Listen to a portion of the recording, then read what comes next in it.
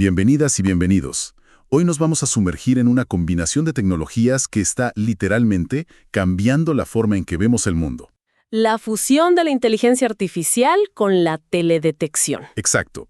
Es como darle un cerebro superdotado a los miles de ojos que tenemos en el cielo. Y las fuentes que nos han compartido son una mezcla fascinante, de artículos académicos y revisiones técnicas que exploran justo esa intersección. Prácticamente nos metemos de lleno en la vanguardia de un campo que algunos ya están bautizando como GeoAI. GeoAI. Me gusta. Y nuestra misión para este análisis es desentrañar qué es exactamente, cómo están colaborando estas tecnologías, qué son capaces de hacer hoy y, claro, hacia dónde apunta todo esto. Porque las aplicaciones suenan a ciencia ficción, pero ya están sucediendo. Totalmente. Desde planificación urbana hasta respuesta a desastres. Y para entender cómo, creo que tenemos que empezar por las dos piezas del rompecabezas. Por un lado, la teledetección. Claro. La idea de obtener información de algo a distancia. Satélites, drones, aviones, todo lo que nos permite observar sin estar físicamente allí. Exacto. Y hay dos tipos principales, digamos. La pasiva, que es como una cámara normal, que depende de la luz del sol para ver la Tierra. Ajá. Y luego está la activa, como el radar o el LiDAR, que es más proactiva. Emite su propia señal, ya sea un pulso de luz o una onda de radio, y luego mide lo que rebota. Ah, y así puede ver de noche o a través de las nubes. Justo. Entendido. Ojos pasivos y ojos activos. Y la otra pieza del rompecabezas, claro, es la inteligencia artificial. Específicamente se habla mucho de aprendizaje automático y aprendizaje profundo. Nivel usando redes neuronales muy complejas. Inspiradas en el cerebro humano. Vagamente, sí. Son particularmente buenas para entender datos no estructurados, como las imágenes. Y aquí es donde todo encaja, ¿no? Tenemos los ojos en el cielo generando una cantidad de imágenes que ningún humano podría revisar. Es que esa es la clave. Lo que ha cambiado radicalmente es el volumen de datos. Un satélite como el Sentinel-2 genera terabytes de información cada día. ¿Terabytes? Es una avalancha. Totalmente. Y estos datos son complejos. Vienen en distintas resoluciones, son ¿Qué multimodales, significa multimodales? que vienen de distintas fuentes. Ópticos, de radar, LIDAR, y cada vez es más importante analizarlos a lo largo del tiempo. Ahí es donde la IA se vuelve absolutamente indispensable. A ver si entiendo. Entonces, no se trata solo de analizar más rápido, sino de cambiar por completo la forma en que una persona experta trabaja. Justo a eso voy. De hecho, uno de los artículos presenta un concepto que es realmente revolucionario, el GIS autónomo. GIS, para quien no lo conozca, estamos hablando de un sistema de información geográfica, ¿verdad? El software que nos permite crear y analizar mapas. Precisamente. Y la idea aquí es un GIS impulsado por IA que pueda resolver problemas espaciales complejos casi sin intervención humana. Suena muy ambicioso. Lo es. Los investigadores desarrollaron un prototipo llamado LLM-GEO, que usa GPT-4 como su cerebro central. ¿Y cómo funciona eso en la práctica? Es sorprendentemente directo. Una persona le da una tarea en lenguaje natural como si se la pidiera una colega. O sea, un texto simple. Sí, algo como, calcula cuánta gente vive cerca de vertederos peligrosos en este estado. El sistema entonces diseña un gráfico de solución, que es básicamente un mapa de ruta, un flujo de trabajo. ¿Y después? Después genera el código necesario en Python, lo ejecuta y te entrega el resultado final. O sea que no solo ejecuta una orden, sino que planifica todo el proyecto. Esa es la magia. Su objetivo, según los autores, es lograr 5 autos: autogenerarse, autoorganizarse, autoverificarse, autoejecutarse y autocrecer. ¡Wow! Y dan ejemplos concretos. Sí, y son increíbles. Cuentan que le pidieron calcular la población cerca de sitios de residuos peligrosos en Carolina del Norte. Espera, ¿y qué datos le dieron? ¿Tablas ya procesadas? ¿Mapas limpios? Ahí está lo asombroso. Le dieron solo los enlaces a los datos crudos del censo y de las ubicaciones de los residuos. Nada más. Solo los enlaces. No le dijeron qué columnas unir ni cómo procesar los mapas. Nada. El sistema tuvo que inferir todo el flujo de trabajo por sí solo. Descifró qué archivos usar, cargó los datos, realizó la unión espacial, hizo los cálculos demográficos y generó el mapa final con la respuesta. ¿Y el resultado? ¿Lo hizo bien? Perfecto. 5.688.769 personas. Es increíble. Un trabajo que a un analista le tomaría horas, si no días. Exactamente. De buscar datos, limpiarlos, unirlos. Lo hizo de forma autónoma. Ahí se ve el verdadero poder de esto. El gran cambio no es solo la automatización de una tarea, sino la capacidad de la IA para diseñar y ejecutar un proyecto completo. Exacto. Pasamos de la IA como herramienta a la IA como analista. En otro caso, le pidieron analizar los cambios en la movilidad en Francia durante la pandemia. Accedió a los datos a través de una API, calculó las tasas de cambio y generó una serie de mapas y gráficos, todo a partir de una instrucción en lenguaje normal. ¿Y cómo logra no equivocarse? ¿Cómo estructura ese plan de trabajo? Utiliza una estrategia clásica de divide y vencerás. Descompone ese gran problema en subtareas más pequeñas y manejables. ¿Cómo lo haría una persona, básicamente? Tal cual. Ese gráfico de solución que genera es clave, porque muestra cada paso. Aquí cargo los datos, aquí los filtro, aquí los uno. No es una caja negra. Pero tendrá sus límites, me imagino. Por supuesto. Al igual que un analista humano, necesita lo que los autores llaman información suficiente. Pues si los datos no tienen metadatos claros, si los nombres de las columnas son ambiguos o la proyección cartográfica es incorrecta, se pierde. Necesita un buen punto de partida para poder razonar. Fascinante. Entonces, si ese LLMGO es como el director del proyecto, ¿cuáles son los operarios? ¿Cuáles son los engranajes de IA que hacen el trabajo pesado con las imágenes? Buena pregunta, porque la IA es como una gran caja de herramientas y se usan distintas herramientas en cada etapa, sobre todo en el procesamiento y el análisis de las imágenes. Dame un ejemplo. ¿Cuál es un problema típico? Las nubes. Ah, claro. Las nubes son la pesadilla de cualquiera que trabaje con imágenes ópticas. Es increíblemente frustrante tener la imagen perfecta del área que estudias, pero que justo en el centro haya una nube gigante. Y la solución era esperar a otro día. Exacto, y rasar por un cielo despejado. Ahora tienes modelos de IA que se especializan en lo que se llama cloud masking. Enmascaramiento de nubes. Sí, modelos como las redes U-Net pueden identificar con una precisión increíble qué píxeles son nube y cuáles no. Y otros, aún más avanzados como las GANs. Las redes generativas antagónicas. Esas mismas.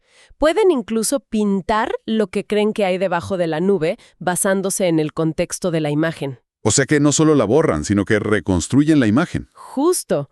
Un modelo que se menciona, Hayagan, usa mecanismos de atención para enfocarse en las áreas más difíciles y mejorar esa reconstrucción. Es casi como tener un artista digital retocando la foto. Increíble. ¿Qué otra herramienta hay en esa caja? Otra muy importante es la fusión de datos. A veces tienes un satélite que te da imágenes con muchísimo detalle, pero en blanco y negro. Y otro que te da imágenes a color, pero con menos resolución. Más borrosas. Sí, y lo que quieres es lo mejor de ambos mundos, una imagen a color y con mucho detalle. Lógico. Pues eso es lo que hace la IA con una técnica llamada pan sharpening. Fusiona inteligentemente ambas imágenes para crear un producto final que tiene color y nitidez. Y supongo que la herramienta más conocida es la de detectar cosas. Por supuesto, la detección de objetos. Y aquí las aplicaciones son casi infinitas. Encontrar barcos en el océano, identificar edificios nuevos en una ciudad, contar vehículos. O contar ballenas desde el espacio. O contar ballenas desde el espacio, que es uno de los ejemplos. Sí. A veces hay que detenerse a pensar en lo que estamos diciendo. Y para todas estas tareas, no hay un único modelo mágico, ¿verdad? Las fuentes mencionan un verdadero zoológico de acrónimos. Totalmente. En el aprendizaje automático más clásico tienes herramientas como SVM o Random Forests. Y en el aprendizaje profundo tienes a los grandes especialistas. A ver, ayúdame a entender ese zoológico. Piénsalo así. Las redes neuronales convolucionales, las CNNs, son como los ojos del sistema. Son expertas en reconocer formas y patrones visuales, como un edificio o un coche. Ok, las CNN son los ojos. Luego tienes las redes neuronales recurrentes, o RNNs. Estas son las historiadoras. Tienen una especie de memoria que les permite entender secuencias y el paso del tiempo. Ajá. Por eso son excelentes para, por ejemplo, seguir el crecimiento de los cultivos a lo largo de una temporada, analizando una imagen tras otra. Entiendo. Ojos, historiadoras, ¿qué más? Y finalmente tienes las GANs, que mencionamos para las nubes. Imagínalas como un dúo de un artista y un crítico de arte. A ver. El artista, el generador, crea imágenes falsas, como el trozo de tierra debajo de una nube. Y el crítico, el discriminador, intenta descubrir si son reales o falsas. Compiten entre sí hasta que el artista se vuelve tan bueno que el crítico ya no puede distinguirlas. Y así se perfecciona la técnica. Me queda mucho más claro así. Esto suena increíblemente poderoso. Si tenemos estas herramientas tan especializadas, ¿por qué no estamos usando esto para todo el tiempo? ¿Cuál es el truco? Es que no hay truco, pero sí hay desafíos enormes, y los artículos son muy claros al respecto. El primero y más grande es, sin duda, los datos. ¿Pero no habíamos dicho que el problema era que había demasiados datos? Fundos son hambrientos de datos, de alta calidad y, sobre todo, etiquetados. Etiquetados. Sí. Para enseñarle a un modelo que es un edificio, una persona tiene que sentarse y dibujar cajitas alrededor de miles de edificios en miles de imágenes. Es un proceso manual, costosísimo y que consume una cantidad de tiempo brutal. Entiendo. Es el gran cuello de botella. Totalmente. ¿Cuál es el segundo obstáculo? El costo computacional. Entrenar estos modelos de vanguardia requiere una potencia de cálculo masiva. No es algo que puedas hacer en una laptop. Estamos hablando de servidores, de clústeres. Exacto. Clústeres de GPUs funcionando sin parar durante días o semanas. Es caro y consume muchísima energía. De acuerdo. Datos y potencia. ¿Algo más? Sí, uno que es casi filosófico, el problema de la caja negra. Ah, que no sabemos cómo piensan. En esencia, sí. Muchos de estos modelos son tan complejos que es muy difícil, a veces imposible, entender por qué tomaron una decisión en particular. Simplemente funciona. Y eso puede ser aceptable si estás recomendando una película, pero es un problema gravísimo para aplicaciones críticas. Claro, si un modelo dirige los equipos de emergencia tras un terremoto, necesitas saber por qué los manda a un sitio y no a otro. Necesitas poder confiar en su razonamiento. Exactamente. Por eso está creciendo tanto el campo de la IA explicable, o XAEA, que busca precisamente abrir esas cajas negras y hacerlas más transparentes. Y mencionabas un cuarto desafío. La transferibilidad. Imagina que pasas meses creando un modelo increíble para detectar edificios en ciudades europeas. Si luego intentas usar ese mismo modelo en ciudades africanas, con una arquitectura y una planificación urbana completamente distintas, es muy probable que falle estrepitosamente. O sea que no es tan fácil como entrenar y desplegar. Cada contexto es un mundo. Exacto. Lograr que los modelos se generalicen y se adapten a nuevos entornos es uno de los santos griales de la investigación actual. Con todos estos desafíos, ¿cómo ven el futuro los autores? ¿Es optimista? Muy optimista, pero con los pies en la tierra. Uno de los artículos plantea una especie de moonshot, un gran objetivo para la GeoAI. Y la pregunta que lanzan es, ¿podremos desarrollar un analista GIS artificial que pase a un test de Turing específico de dominio para el año 2030? Un test de Turing, es decir, que una persona experta no pueda distinguir si está interactuando con la guía o con un colega humano. Justo eso. Y lo más fascinante es que los creadores del prototipo LLM-Geo, el que vimos antes, creen que podría lograrse incluso antes de 2030. ¡Wow! Eso es mañana mismo. Ellos sienten que ya están sentando las bases para ello. Es una meta ambiciosa. ¿Y qué avances tecnológicos se necesitan para llegar ahí? Las tendencias apuntan a varias áreas clave. Primero, desarrollar modelos que necesiten menos datos etiquetados, lo que se conoce como aprendizaje no supervisado. Que aprendan solos de los datos crudos. Exacto. Segundo, mejorar el análisis de datos a lo largo del tiempo, entendiendo no solo la foto fija, sino la película completa de cómo cambia nuestro planeta.